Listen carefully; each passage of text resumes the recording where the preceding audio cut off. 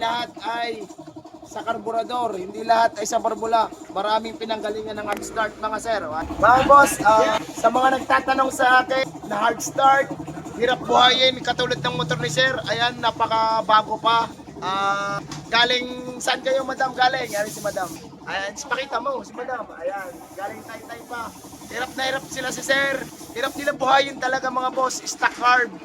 Sabi ko, pumasyal na lang at hindi ko sigurado din kung anong naging problema. So ngayon mga boss, pagdating dito, walang baterya, wala lahat.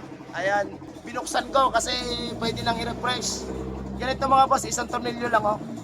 Ayan oh, ayaw umikot talaga ang cam kahit anong gawin natin mga sir. Hindi katulad ditong isang tornilyo pa lang yan mga boss. Kaya sa mga hard start, hindi lahat ay sa karburador, hindi lahat ay sa barbula. Maraming pinanggalingan ng hard start mga sir. O, ayan o. Overheat mga boss. Ayan. Bakit nag-overheat? Black cam kasi. Ayan, yan talaga.